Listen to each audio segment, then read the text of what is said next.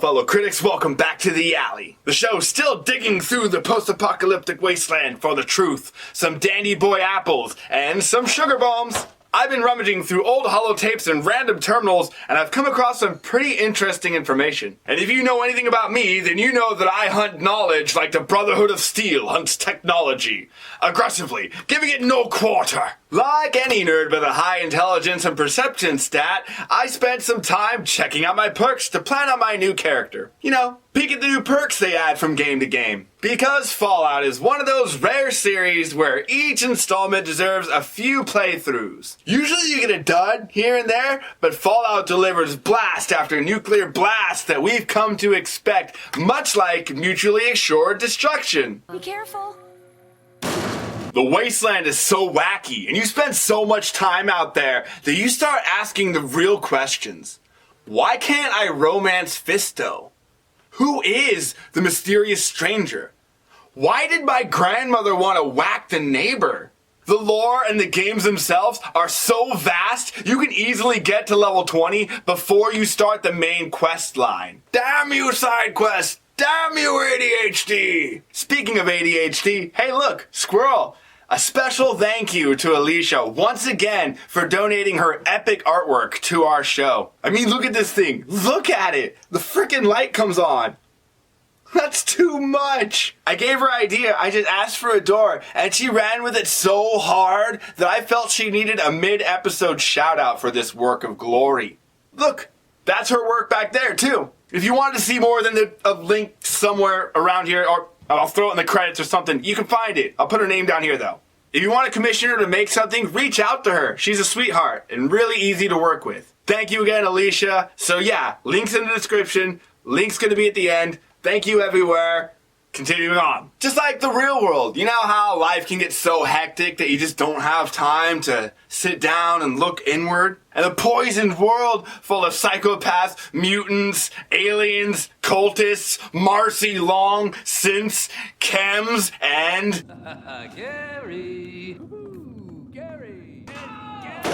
All that madness offers us very little time to actually look at our characters and get to know them. I mean, sure, we have given some things a fair shake. Like the sole survivor. People are still holding him by the ankles and jostling him about like a grade school bully, hoping that a synth component pops out of his brain. Ad Victorium! And this sleepless vault dweller has picked up on some pretty interesting patterns. What do we actually know about our protagonists?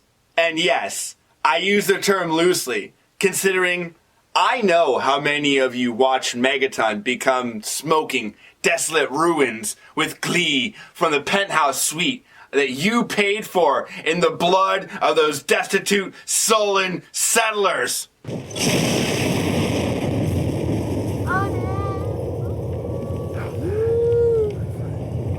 There were children there, you monster! Aside from being a sometimes war criminal, what do we actually know about him? The Vault Dweller of Vault 13, the Chosen One, the Lone Wanderer, the Courier, the Vault Dweller of 76, all have one big thing in common. They are psychic, users of will and psionic power. At first, this might seem like a strange claim, considering you're never told you are. Not outright, anyway. I mean, Mama Murphy probably would have told you if you asked. She could probably also manhandle several super mutants at the same time. 19 strength? Madness! But have you ever wondered how you were able to do certain things? Sure, we could just write off things like strong back or adamantium skeleton as exaggerated human traits. Or maybe nerd rage or long haul could be adrenaline-based techniques, much like VATS is. See that episode if you're confused. But have you ever given some of these perks just 5 seconds of thought? Like, bro, one's literally called Mental Block, and you use it to fend off the Psychers in Fallout 1. Who are the Psychers, you ask? Don't worry, I wasn't too familiar with the term at first either. The holotape was poorly transcribed and pretty banged up. But as I understand it, the Master, you know the big bad from Fallout 1, he was experimenting with the FEV that created him. The FEV, in case you forgot, is the Forced Evolutionary Virus, something that has an amazing amount of applications. One of which is the ability to alter DNA. I talk about that in greater detail in that episode as well. Go ahead and check it out if you haven't yet. Long and short of it is, big bad monster man known as the Master wanted to do some human experiments of his own. Guy thinks he's freaking Vault Tech himself. Among these subjects are several characters that you can see and interact with, albeit very briefly. Wiggum, Gideon, Lucy, and more. You find him in the cathedral before you confront the Master. The Master is an amalgamation of meat and machinery that has psychic powers. Finding obvious use in his Professor Xavier-like powers, he plans to recreate these results by injecting the FEV directly into the pituitary gland in controlled doses of his subjects, creating his very own X-Men. Only they are twisted versions of themselves, slowly losing their minds to their powers and the ideas of them, all while brooding like Batman.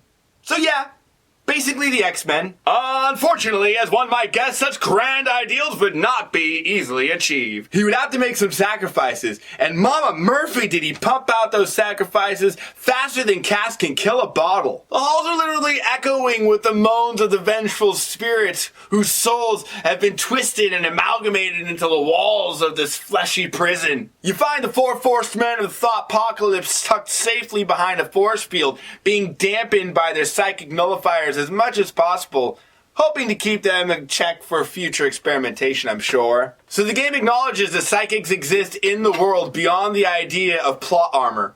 And Mama Murphy. Let's Chris Angel our way through a few more of these perks real quick, and I don't know, if you like it, maybe I'll throw a few more up on TikTok or something. Whenever you get faster healing, or increased damage, or controlled aim, it's molecular manipulation. Molecular manipulation! A fast metabolism doesn't fix bullet holes. Your gun doesn't magically shoot better. Any of these perks that immediately change your karmic standing? Mind control. Are you trying to tell me that you could burn down the town, and as you run away, the people dying in the fire could give you enough experience to level up? You could pick that perk, and the whole angry mob behind you would suddenly just forget why they wanted your immediate dismemberment? Really?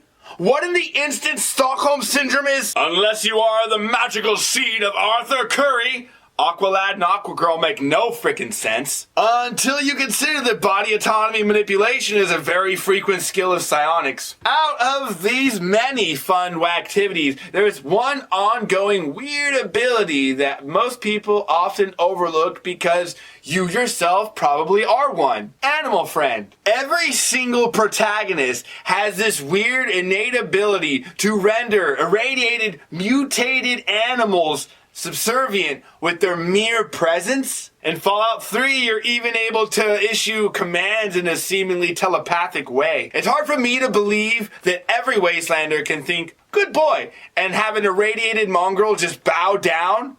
He doesn't care if you think he's a good boy. He knows he's the goodest boy. Same thing with Wasteland Whisperer. No amount of good vibes and calm thoughts is gonna calm 8 feet of scaly death and Yogi the Radiation Bear. Although, bear training. There are also several other psychics throughout the series, such as the Forecaster, Bloomseer Poplar, Hakunin, Chuck, and Lorenzo Cabot. We should have seen it coming. I mean, from Fallout 3 on, everyone seems to telekinetically pick up and examine objects.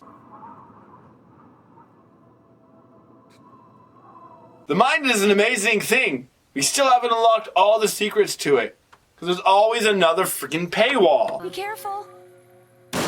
Next time you're hanging out with dog meat, work on that telepathy so that you too can survive the post-apocalyptic wasteland. I'll see you next Fallout. Critically yours, The Fox.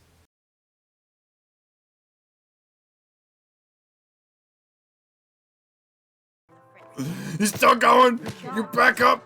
You back up? You dumb son of a pig. You want a piece of me? Then time to take a nap, Butch. I'll see you in Dreamland, you stupid loser.